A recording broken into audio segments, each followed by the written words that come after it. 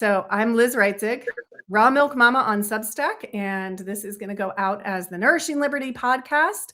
So for those who are familiar with the Nourishing Liberty podcast, you can find us on Substack and Spotify and YouTube and all the different places that you can find podcasts. And today I'm talking to Sam, Farmer Sam. And if you're not familiar with Farmer Sam, get familiar with Farmer Sam. She publishes on Substack, and you can fill in if there's anywhere else to find you, on food security things. And both Sam, you and I talk about food security like all the time. Like we're like the drumbeat, the food security people. The tsunami's coming. Do you have your food? So I get paying attention. Yeah. So tell everybody your official Substack name, where else to find you, what else you're doing. Sure. Yeah. So it's the Maine Homestead Life. The name of my farm is the Runamuck Acres Conservation Farm. We're located in Maine. I have a farm website, runamuckacres.com. I'm working on a website for the Maine Homestead Life, separate from Substack, but primarily we're on Substack. It's runamuckacres.substack.com.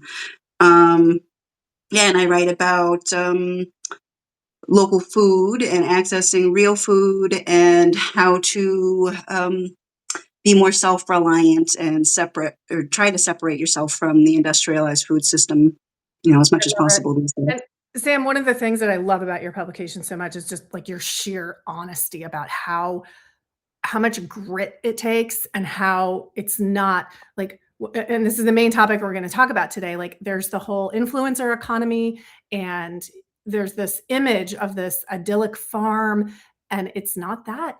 Being a farmer isn't dancing around in the field with flowers in your dress, with the kids dancing around you, and then somehow magically you pull sourdough out of the oven at 6 p.m. Like that's not the reality.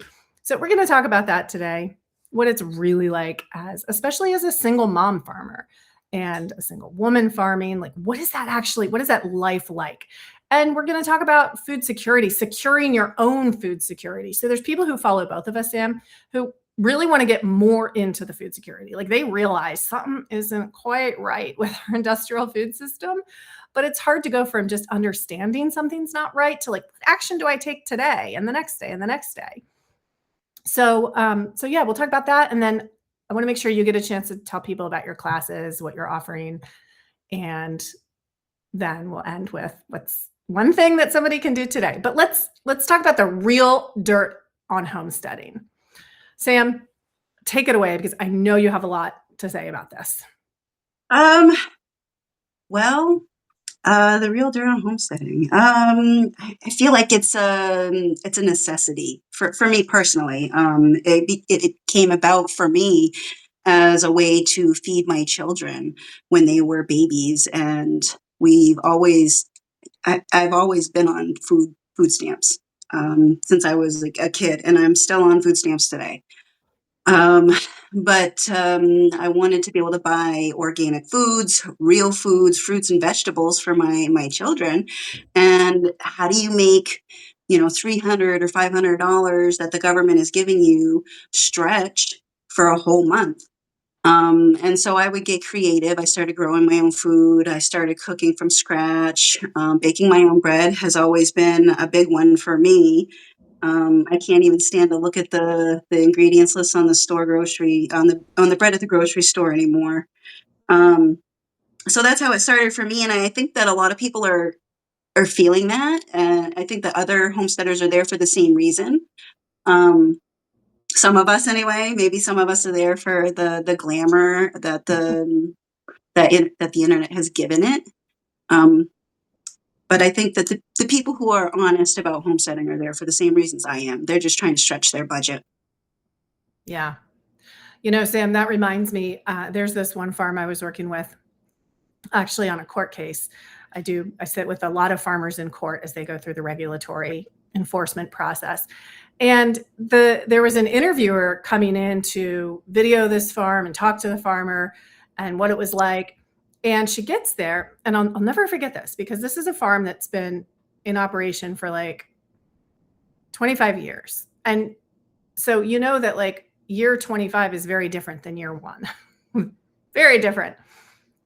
And so she comes in And she's looking around. It's a gorgeous farm because why is it gorgeous, Sam? Because you want to be able to take pictures of it. Well, and because of the hard work that people put into it. Well, And yeah. so this influencer comes in, she's doing this like little interview there, and she looks around and she goes, "Oh, it's like a postcard here." And the farmer looks at her and he gets serious, not stern, just serious. He goes, "No, this is reality. This is not a postcard." And so I think it's this like so many people have become detached from the grit and the hard work that it actually takes to produce food or to harvest food out of nature, food and medicine. I want to include that in there. That we become so distant to it. We don't realize that you don't have that pretty idyllic scene. You don't have the pretty picture without all of that hard work that goes into it for years. Yeah. Like, I'm not trying to scare anybody. Like homesteading, great, awesome, fun. Grow your own herbs, grow your own food, and hard work. Yeah, you're going from the time the sun comes up to the time it goes down. And sometimes it's like you're out, like hay season, right? The farmers who make their own hay, you have to do it when it's ready. You have to get it in between the rains. Yeah, no, hay season for me is pretty interesting, and I've lined up help before. I had a friend I lined up once before, and he was a farmer's child. Like he grew up on a farm.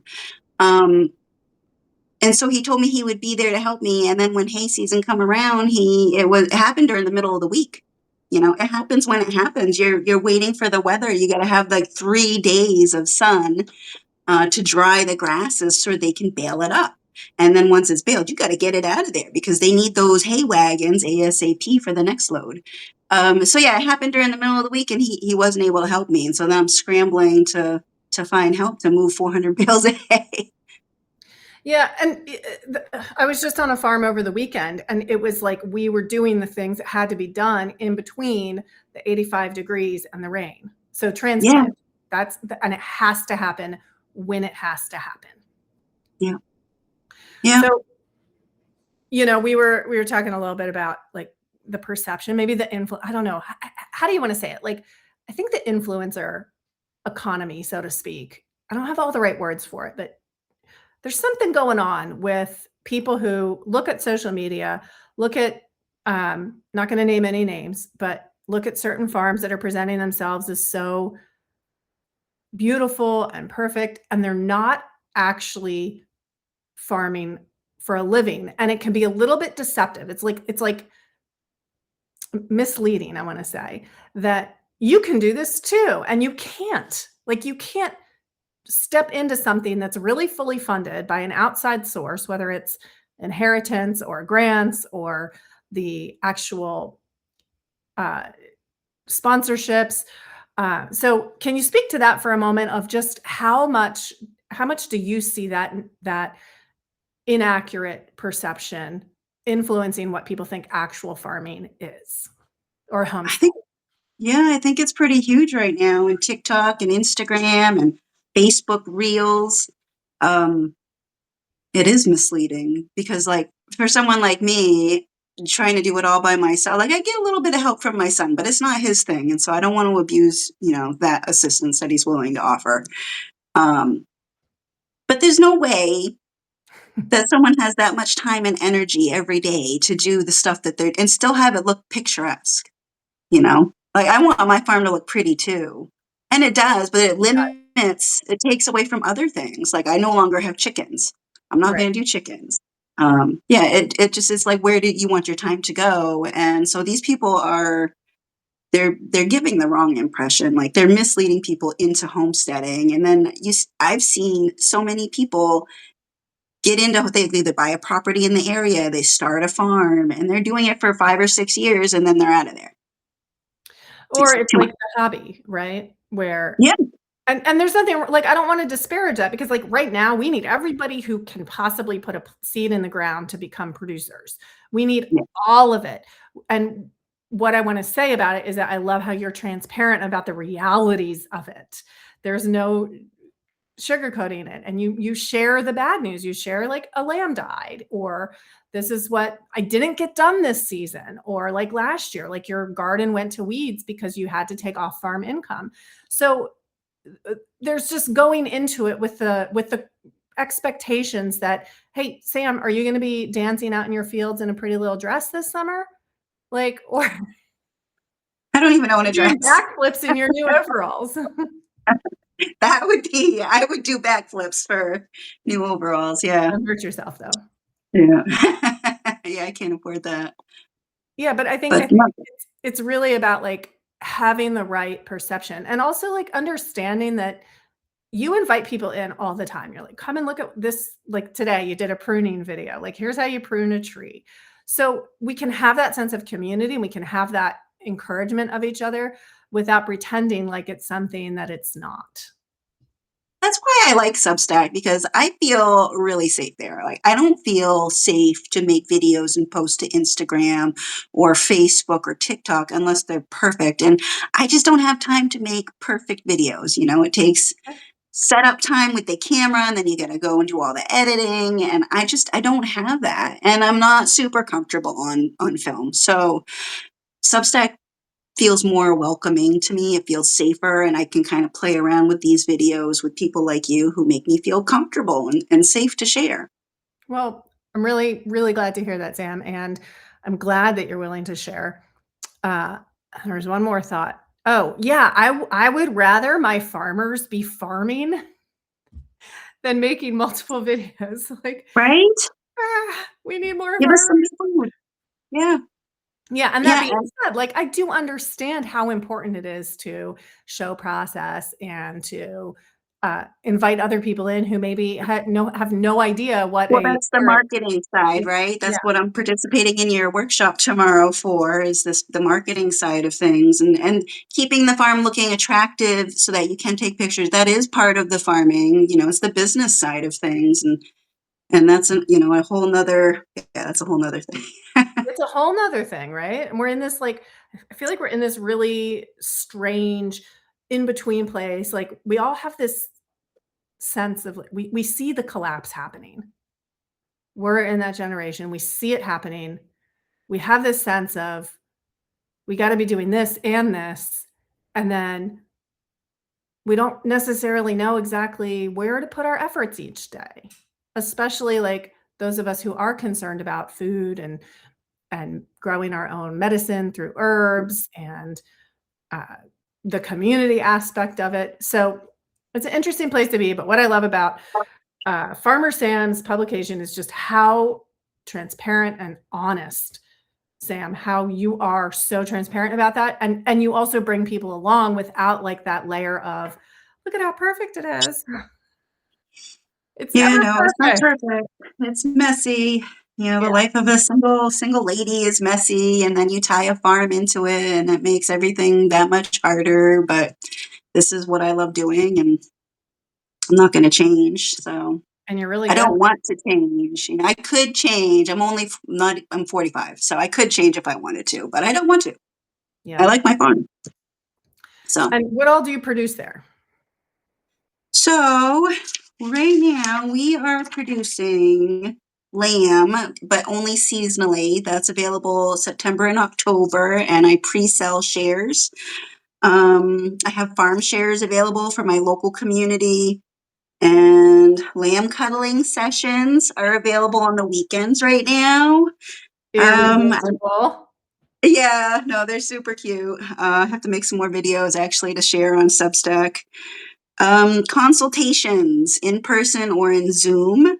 And then obviously there's the blog. Anybody can become a paid subscriber. I have a couple of books. One is called How to Buy a Farm with No Money, and the other one is The Resourceful Farmer's Guide to Raising Sheep.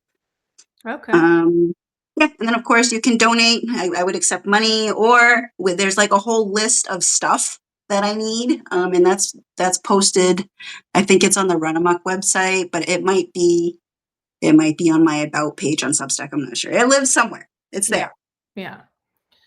Yeah. So let's talk a little bit about food security. That's what we talk about all the time, you and I.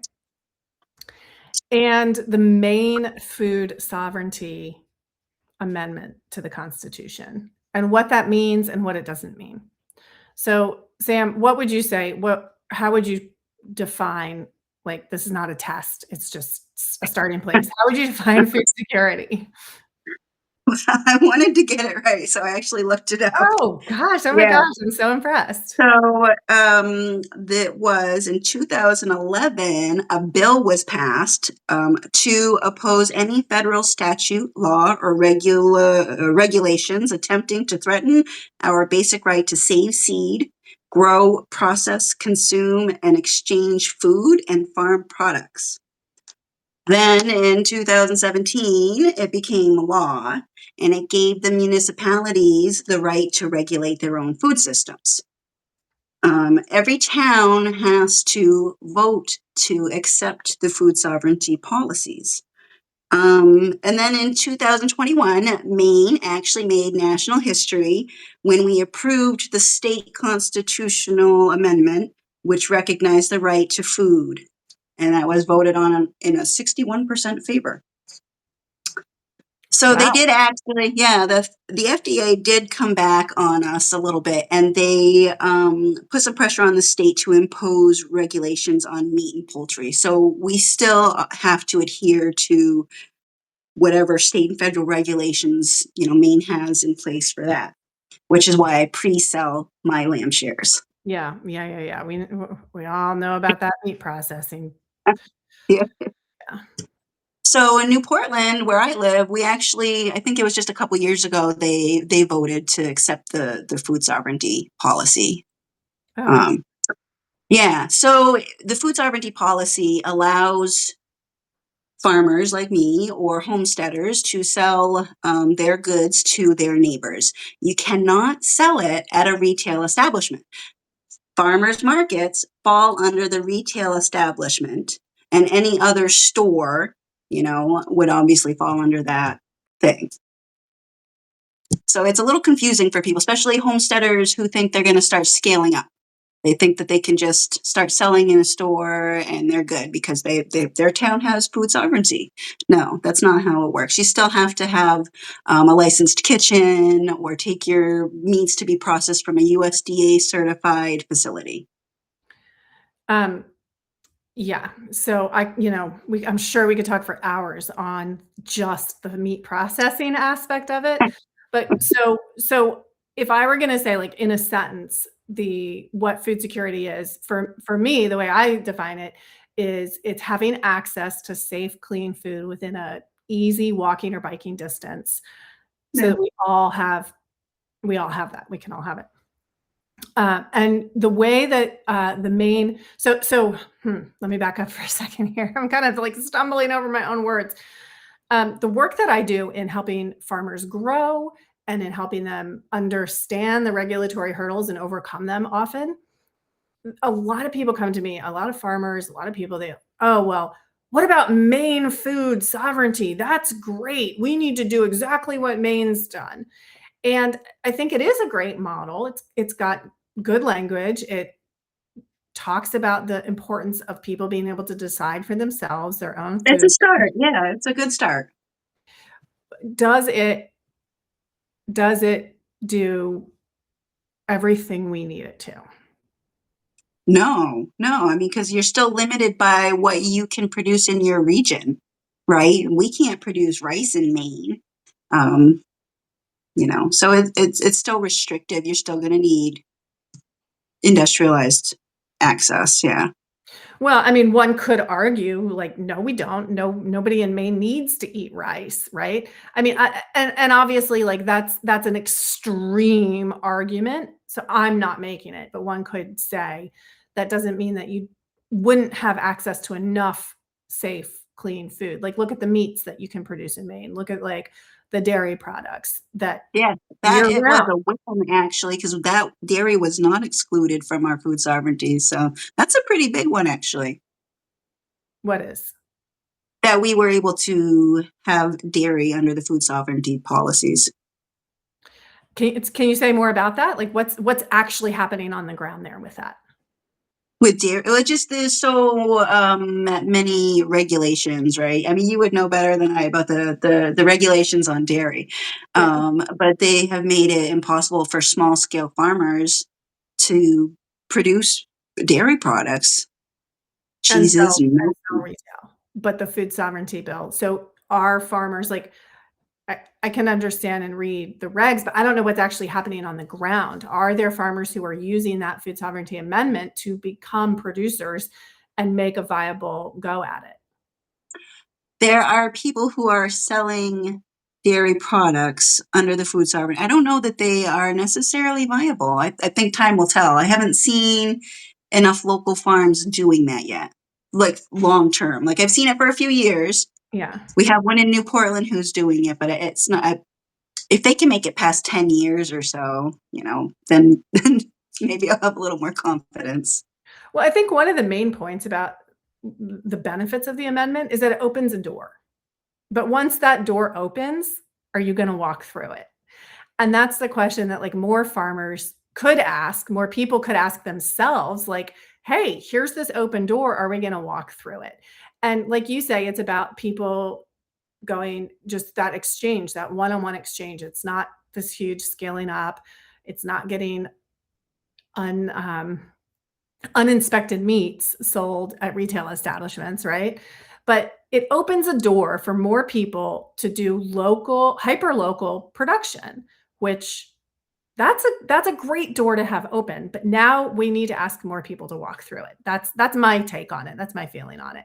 And yes, like if other states, is it even possible to do that in other states? Because every state, like the state legislatures are so different. And Mm. the people, and obviously if it's an amendment, the people voted on it. But that's quite a process as well. So do we have enough, is the ideology far enough in the direction of independent food production that it's even possible in other places? And I would say no to that. I would put a big no on that. What do you think? I think up till this point, I think you're right. It would be a no, but I think the next 6 months are going to push some people in the other direction. And why would you say in the next 6 months? Give me 1 second. Go ahead and answer that. I just gotta Sure. have enough. Well, we've got the war and the issues in the Strait of Hormuz where our farmers are not able to access fertilizers, and this is planting season right now. Farmers are trying to plant their crops right now, and they're not able to access the things that they need. So 6 months from now, when our harvest is supposed to be coming in, I don't know what we're going to have. Our small scale farmers will probably be in a better position because a lot of them are already organic. They're sourcing other fertilizers. They're not using the GMO seed or the synthetic fertilizers. Um, so I wonder, it'll be interesting to see over the next 6 months or so how that impacts Well, you just food opened up culture. a whole 'nother can of worms. Should we talk about this? Should we go I think there? people should be thinking about it. I am scared personally. Like I am seriously like, what do I need to grow to be able to survive next winter? And I need to grow as much as possible so I can free up my cash to be able to buy heating fuel for my big old farmhouse. I, So I want to dive into this, but I also want to just check in. Everybody who's listening, thank you for tuning in. This is great. If you have questions for Sam, I mean, this is your time to ask her amazing questions. She's got amazing answers. And do you have questions about our food security over the next 6 months as we discuss this? Like maybe you're going to hear about something that you haven't heard about before. So feel free to jump in the comments and ask for a clarification or uh, toss in your own opinion on things, and we'll do our best to answer. So, Sam, all right, let's see the facts. I'm going to give like a really brief skeleton, and then maybe you can flesh it out a little bit more. So, we've become completely dependent on artificial nitrogen for our soils. And by just, I mean, I'm talking about like the big industrial food system. I'm not talking about any one or other farm in particular. And so that synthetic nitrogen is manufactured in places not here, places that have to go through the Middle East and the Strait of Hormuz. And right now, as I think everybody's aware by now, those ships are just not moving anymore. In addition to that, that's one point on the map, right? In addition to that, the fuels that fuel the farm equipment and your furnace and so much of our lives, Well, those and it fuels, trucks a lot of produce to us also. yeah. How much of the food in the grocery store is from America? Well, and if it is, it's from California. Yeah, And we are nowhere near California, right. right? So we have all of this fuel. And like, I want to also balance this. Like, I'm with you. I am very concerned. I'm also like, I don't want to get unnecessarily doomy because I think that like we need to be able to still function, right? Like we can all just spiral down really fast, but then what? And I'm also like an apocalyptimist, right? I So if like that you're in my word. area, know where your pawpaw trees are and grow your own herbs and get a dairy goat, right? Get some chickens. But this this is going to have a huge impact. And on the other hand, we waste so much food, maybe we will begin to value it more when it becomes more scarce. So The fill in other the thing gaps. I thought of Yeah. The other thing I thought of was that with the limitations that America is experiencing, maybe they will have to scale back some of the fake foods. Wouldn't that be nice? What do you mean by fake foods? What do you mean by scale back? If they don't have as much high fructose corn syrup, maybe there won't be so many chips or frozen processed dinners. I'm still thinking about what we were serving at school, Yeah. and it was just that's what it was so much of it was fake food. It was terrible. Yeah. Yeah. I mean, we could wish that all day long, right? But I think, I don't know. That would I take a can lot. hope. I'm Yeah. gonna have my hopes and dreams. Um, and of course, there's also like all the current and emerging lab grown foods too, which, but it is like the scarcity from whatever reason, the scarcity gives us an opportunity to view our whole food system differently. And it gives us an opportunity to, I'm going to say, take collective action to make the changes that really need to happen if we want to have true food security in our households and communities.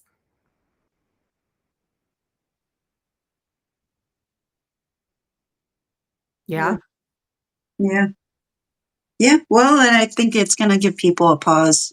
People are gonna start thinking About what? about where their food is coming from and where their money is going to, and the systems that have been created for us.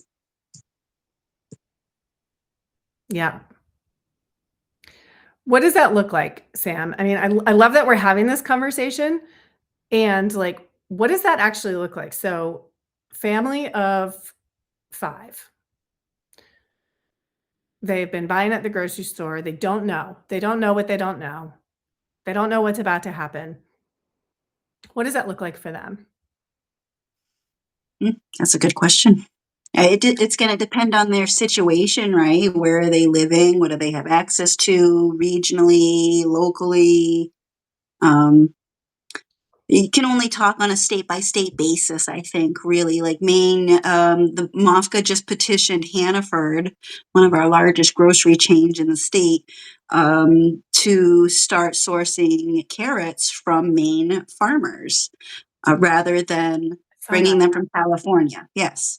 So Yeah. we have had no carrots on our shelves in the grocery store. And Maine farmers grow beautiful carrots. Carrots love to grow here.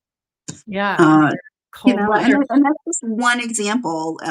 There's a lot of other products that could be sourced from me. Like we're also a potato state. We grow fabulous potatoes. I have to really hunt to find Maine potatoes in Hannaford. So I think there's an opportunity. Families, we all need to learn to eat seasonally.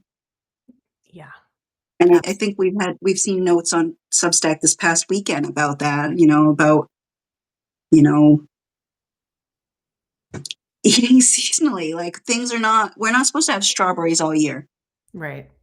And of course, our sister across the Atlantic, Helen Freeman, she's a huge advocate for that as well. She's making all the same points. It just happens to be a different country far away, They but the are same probably the same issues. It's exactly. a global pandemic, not a pandemic. It's a globally systemic system. Yes. And artificially propped up. Yeah. Yeah. And now we're gonna see some dominoes start to fall. Yeah, I think we all need to look at it as a growing period. There's things we can learn from, what's about to happen, and I hope that we do, you know. Sam, if you can be a little more specific, like that's a big statement, things that we can learn from what's about to happen. And I'm with you and I'm tracking and I still want I want more detail because I know like some other people might take that and run into fear with it. And what I don't So, like, I don't want to just instill fear without inspiring action.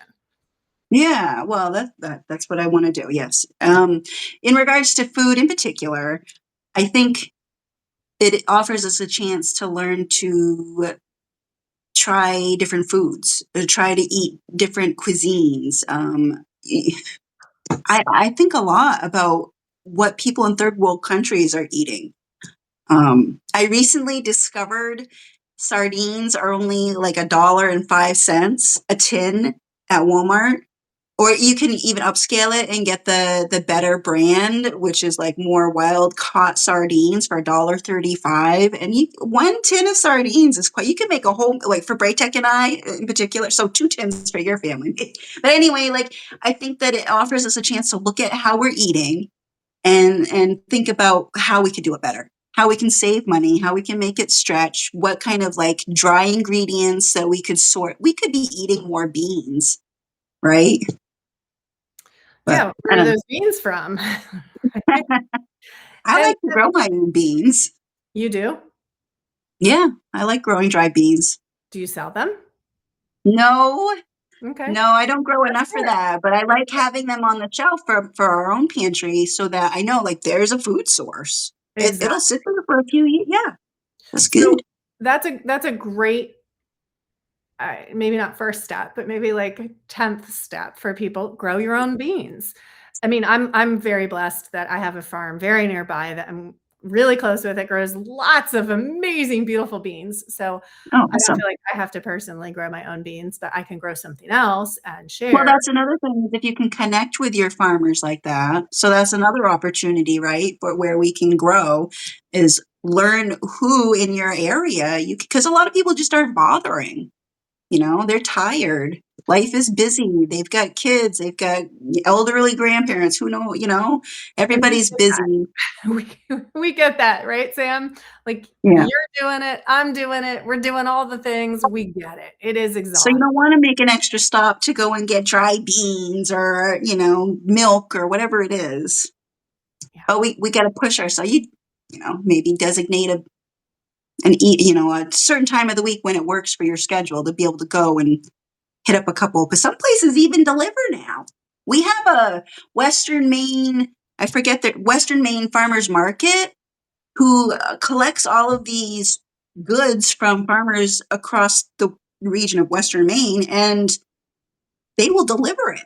They will Wow. even deliver it. They have like a route that they make. So I don't know what exists in other states, but it might be there and people just don't know. Yeah, it's logistics are a huge thing, right? And somebody says Yeah. cottage farm when possible. Yeah. So one of the things that I would like to see, and I know it's unlikely in the next 10 years, but it depends on how bad things get. But here I am in the suburbs. So I'm on my little quarter acre, just like everybody else around me.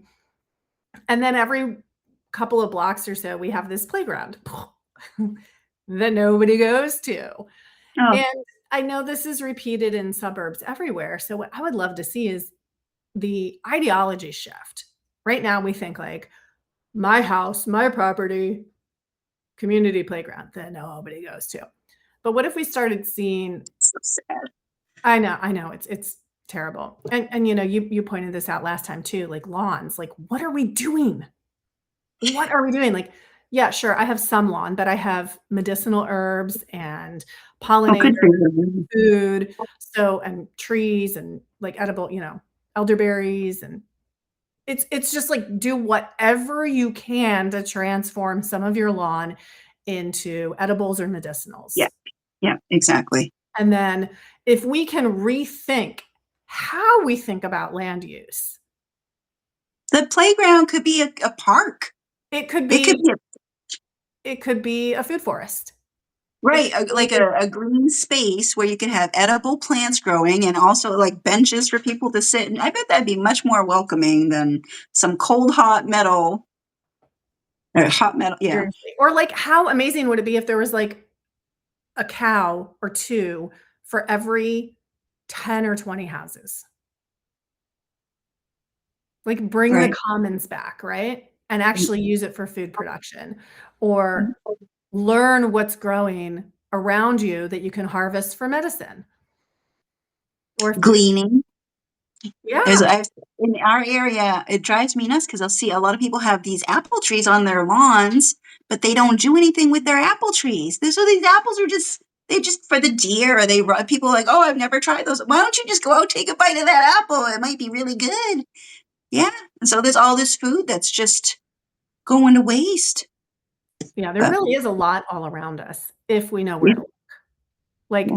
oh, you know, I will never forget, when I first started learning about all this food stuff and nutrition and food security and all that, like, I attended this lecture by this much older man. He was, like, really old at the time, and he talked about how his family literally survived the depression eating dandelions and the whole plant. It was the root, the leaves, and the flower.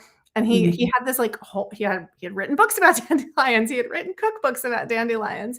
And I think it's really important for us to understand that these are not weeds. These are important food sources when and if and sources of medicine when and if we need them.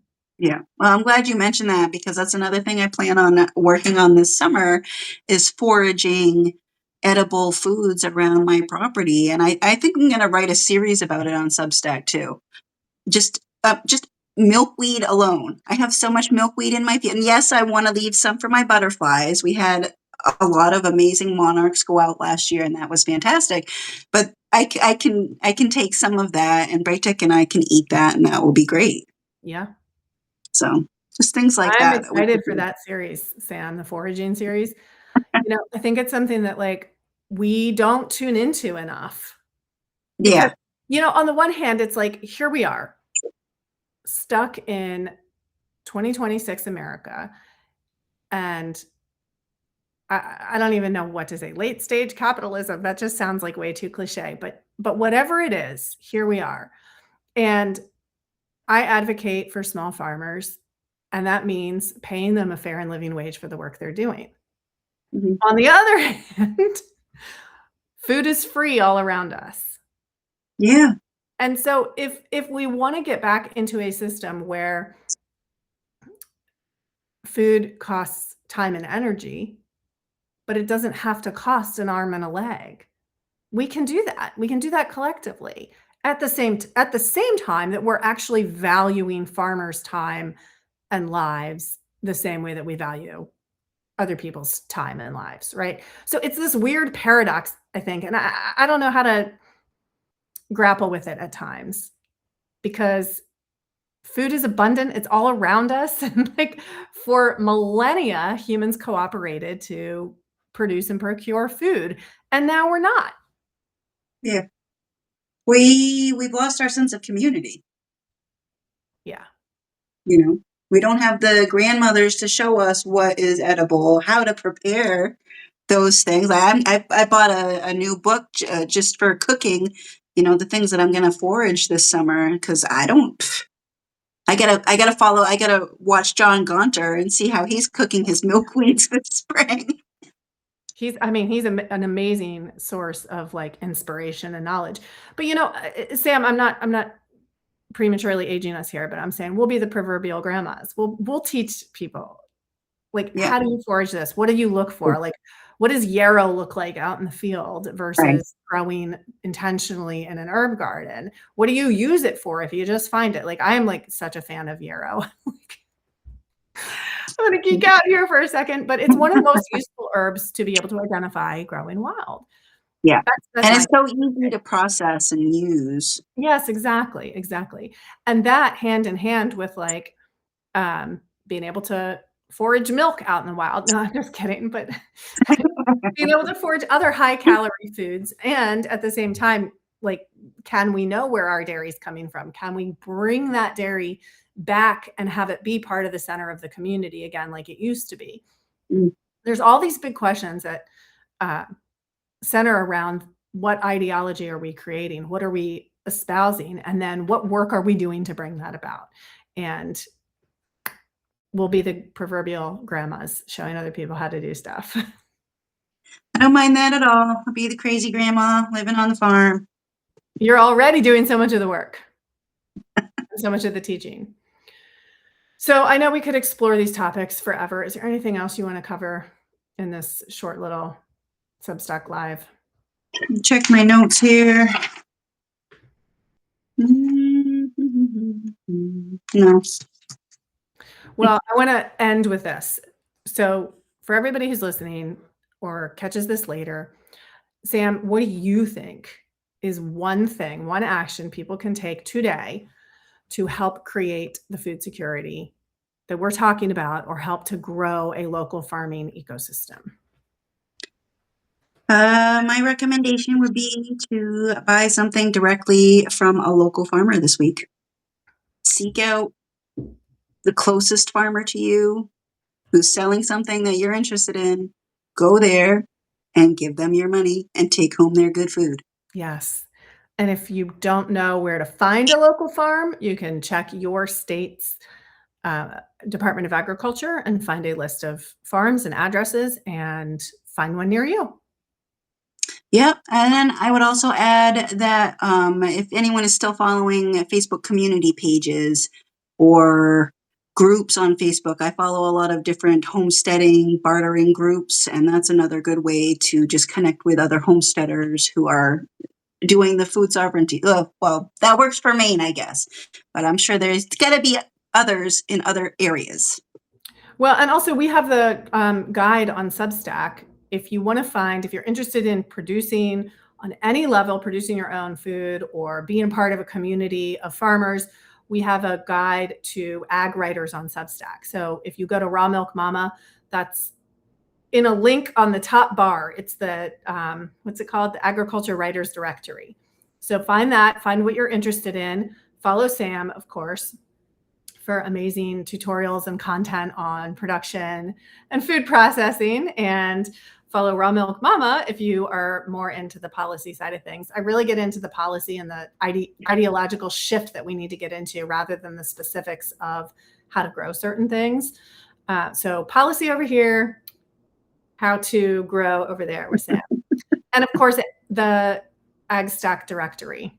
That would be a huge place where you can just find whatever it is you're looking for, whether it's people growing herbs or cattle. I love, cattle culture. Like he's like always posting about the cows and like the really old fashioned animal farming. I love it.